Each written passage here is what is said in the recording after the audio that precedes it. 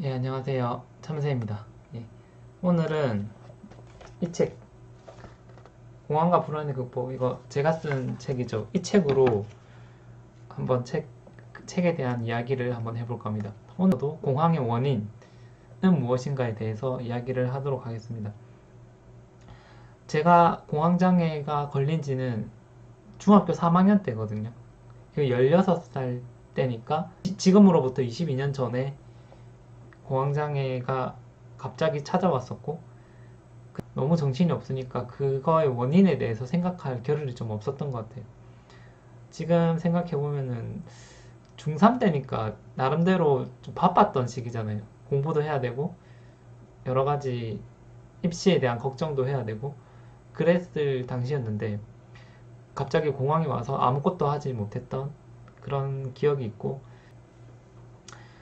어쨌든 그때 처음에는 그거에 대한 원인에 대한 생각을 잘 못했었는데, 대부분의 공황장애 걸린 사람들이 처음에 갑자기 딱 드는 생각은 내가 뭐 혹시 어떤 잘못을 해서 이런 병에 걸렸나 하는 생각이 먼저 들거든요. 그 제가 했었던 생각은 누군가를 괴롭힌 적이 있나? 그러니까 어떤 잘못을 했기 때문에 벌을 받나 하는 그런 생각들. 예를 들어서 어떤 곤충을 제가 막 괴롭혔던 적이 있어. 그러니까 어릴 적에는 그때 메뚜기나 이런 것들을 구워 먹기도 하잖아요, 동네 형들은. 근데 저도 막 그런 곤충들을 막 불에 태워 죽이기도 했었고, 막 그런 것들도 갑자기 생각나고, 또 동물들을 학대했던 거 막 괴롭히고 했었던 것들 또 갑자기 생각나고, 그렇게 내가 어떤 존재를 괴롭혔기 때문에 지금 내가 아픈 것이 아닌가 하는 인과응보적인 생각이 처음에는 들더라고요. 제가 사람들을 괴롭혔던 기억도 생각이 나더라고요. 원래는 제가 몸이 약해서 뭐 누군가 괴롭히고 했었던 적은 거의 없었지만, 그래도 누군가를 미워하고 좀 마음의 상처를 줬던 적이 있었던 것 같은 거예요. 그래서 그런 모든 것에 대해서 그때는 지금 내가 너무 아프니까 그 내가 했었던 잘못들을 다 생각하고, 거기에 대해서 죄송합니다. 제가 잘못했습니다. 앞으로 착하게 살겠습니다. 이렇게 그냥 막 빌었던 것 같아요. 그렇게 함으로써 좀 괜찮아질 수만 있다면 얼마나 좋을까 하면서 좀 많이 아팠었던 것 같아요. 그러면서 이제 고등학교 때 책을 좀 많이 읽잖아요. 그러면서 합리적으로 생각이 좀 바꿔가요. 과연 이게 좀 과학적으로 생각했을 때 원인은 또 무엇이었을까? 그때 처음 생각났던 게 트라우마에서 비롯되었다라고 생각이 들더라고요. 혹시나 내가 과거에 어떤 상처 같은 것들이 있을까? 그때 처음 트라우마 하면 생각나는 게, 초등학교 제가 한 4학년이나 5학년 때 친구한테 좀 괴롭힘을 당했던 적이 있었어요. 그때는 제가 외소했고 몸이 약했으니까 애들이 저를 좀 많이 괴롭혔던 기억이, 한 특정한 시기에 한 2년 정도 그랬었던 기억이 있는 것 같은데, 혹시나 이런 게 원인이 되어서 지금 공황장애가 왔나? 왜냐하면 그때 당시 괴롭힘을 당했을 당시에는 저도 많이 불안하고 정서적으로 많이 안 좋았잖아요. 혹시나 그게 영향을 미쳐서 지금 공항에 왔을 당시에도 영향을 미쳤나 하는 생각이 들었었고, 프로이트의 해석에 따르면 우리가 트라우마나 상처들을 덮어버리려고 하면은 불안이 더 커지는 것이다 라고 이야기를 하니까 그렇게 생각을 했었죠. 그래서 제가 혹시나 뭐 제의 상처나 트라우마에 대해서 너무 신경을 안 쓰고 그냥 너무 바쁘게만 살았나 하는 생각이 들더라고요. 그러니까 좀 시간이 지나서도 저는 트라우마나 상처 같은 것들은 되게 사소한 거고 과거에 있었던 일이기 때문에 별거 아니다라고 생각을 했는데, 또 이제 생각을 해보니까 만약에 진짜 그런 상처 같은 것들이 별것이 아니라면은 제가 그거를 막 피할 이유가 있었을까? 그러니까 예전에 어떤 그런 기억만 생각을 해도 막 피하고 싶은 그런 거 있잖아요. 진짜 별거 아니라면 피할 이유도 없는데, 이런 생각이 들어서 다시 한번 제 과거의 상처에 대해서 좀 생각을 했죠. 그때 왕따 비슷하게 당했던 그 시기부터 해서 제가 기억하기 싫은 여러 가지 일들까지 한번 생각을 쭉 해봤어요. 그때는 이제 보통 두 가지 정도로 나누는 것 같아요. 그러니까 예전에 그런 일은 절대로 있어서는 안 돼 하고 피하는 경우와, 그리고 그래 그럴 수도 있다라고 생각하고 그거는 어느 정도 수용의 자세인 것 같아요. 그렇게 하면서 이제 넘어가는 방법이 있는 것 같고, 트라우마가 어떤 감정하고도 상관이 있고, 그리고 그것으로 인해서 자신이 상처를 받고 어떤 사람을 미워하고 피하는 그 감정에서 끝나는 경우가 있는 것 같고, 그리고 어떻게든지 내가 그 사람이나 나 자신의 입장에 대해서 생각하고 이해하고 넘어가는 경우가 있는 것 같아요. 그거는 확실히 다른 것 같은데, 어떤 트라우마 같은 경우에 있어서도 확실히 자신이 거기에 대해서 이해를 하고 짚고 넘어가야 되는 것 같아요. 그래서 단순히 그냥 자신을 괴롭혔던 사람에 대한 미움만 가지고 그냥 넘어가면은 다음에도 또 똑같은 감정들이 계속 되풀이된다는 것을 심리학 공부하면서 알았기 때문에 여러 가지 차원에서 수용하려고 노력을 했었던 것 같아요. 정신분석의 핵심이 인정이라고 해요. 인정. 그러니까 인정하는 거죠. 책에서 이런 이야기가 있는데, 그때는 그랬었고 그런 일이 있었고 나는 그렇게 했고 그 사람은 그런 말을 했고 내가 나를 이해하고 그런 창피하고 부끄러운 느낌을 견뎌줄 수 있어야 된다. 이 이야기는 제가 다른 책에서 봤던 거거든요. 프로이트가 그렇게 이야기를 했어요. 그런 관점에서 본다면은 괴로운 반복을 끝내고 상처를 떠나보낼 수 있다라고 이야기를 해요. 그리고 근데 좀 되게 신기했던 거는, 그런 트라우마가 예전에는 그래 있었다라는 것을 알겠는데 중학생 때가 되어서야 이것이 터졌을까 생각을 해봤는데, 윌리엄 글래서라는 심리학자가 있거든요. 그 사람은 이런 공황이나 불안, 여러 가지 신경증, 이런 증상에 대해서 이런 증상들은 자기 자신에게 도움을 주기 위해서 발생한다고 하거든요.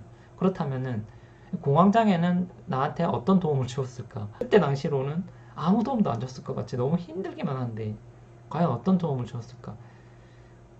생각해보니까 공황이 처음 왔을 당시에는 학교를 마치면 바로 학원을 가서 수업 11시까지 공부를 했잖아요. 그만큼 경쟁에 시달렸었고, 제가 그때 소수정의 반이어서 더 그랬을 수도 있고 좀 강박에 시달렸었고, 항상 남들한테 뒤처지면 안 된다 이런 생각들을 하던 시기가 있었던 것 같아요.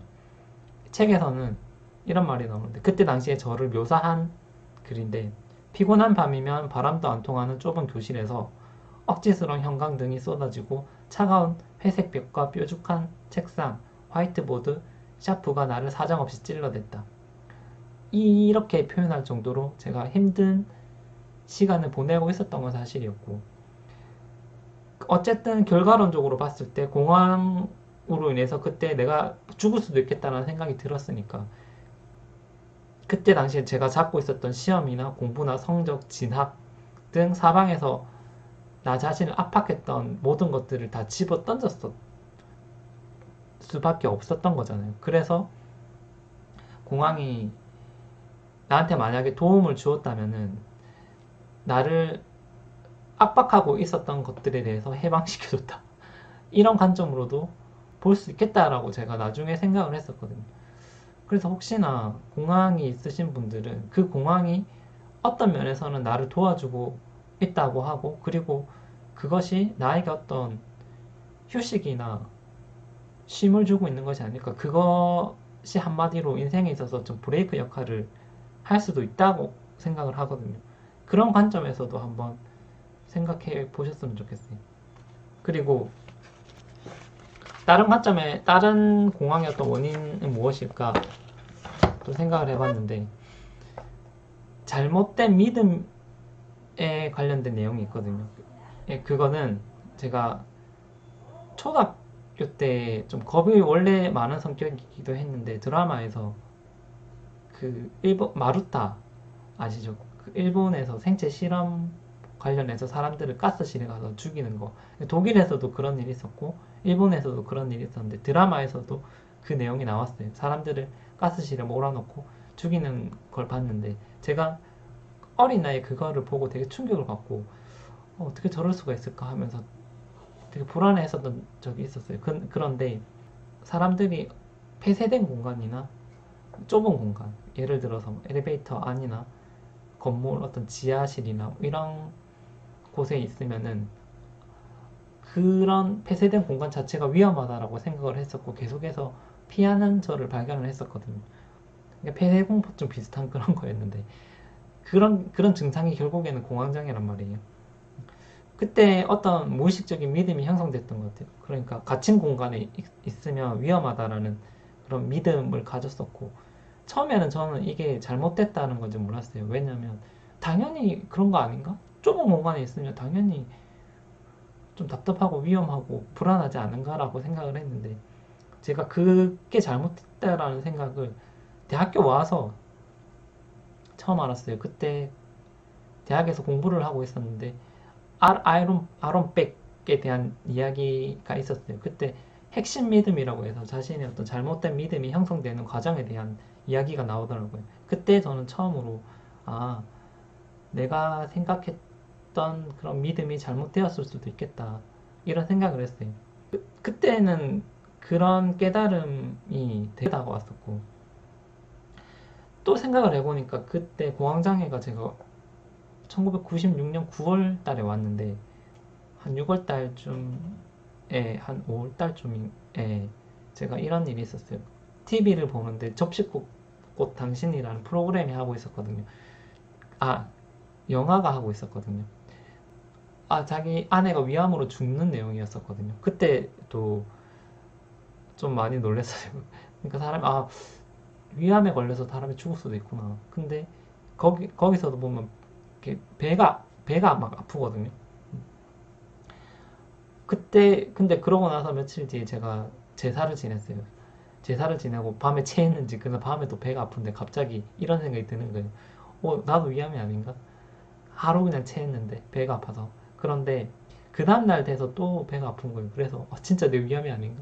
근데 되게 신기한 거는, 그 다음날 밤에도 또 배가 아픈 거예요. 그러니까, 이게 사람이 걱정이 많고, 불안이 많으면은, 증상이 나타나는 것 같아요. 그런 자신이 걱정한 그대로 증상이 계속 나타나는 것 같아요.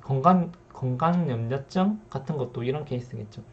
어쨌든 그때 좀 너무 막 불안하고 이래서 밥도 제대로 못 먹었었던 기억이 나는데 생각해 보면은 사실은 좀 말이 안 되잖아요. 그것도 10대에 제가 뭐 간이 나쁜 것도 아니고 또 막 술이나 담배를 피는 것도 아니었는데 게다가 되게 10대에 젊었었고 근데 벌써 성인병에 비슷한 거죠. 그런 걸 걱정할 때가 아니잖아요. 그러니까 이런 어떤 잘못된 정보로 인해서 자신이 또 불안을 경험할 수도 있고 이것도 잘못된 믿음하고 좀 비슷한 하는 것 같아요. 그러니까 심리학자 아론백은 잘못된 믿음이 공황의 원인이라고 했는데 그냥 배가 아프다고 해서 위험이 아니고 갇힌 공간에 있다고 해서 또 위험한 것은 아닌데 그 당시에는 좀 비약적으로 나쁘게 생각했었던 것 같아요.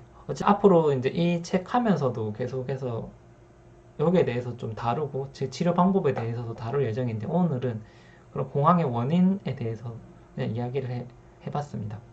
예, 그럼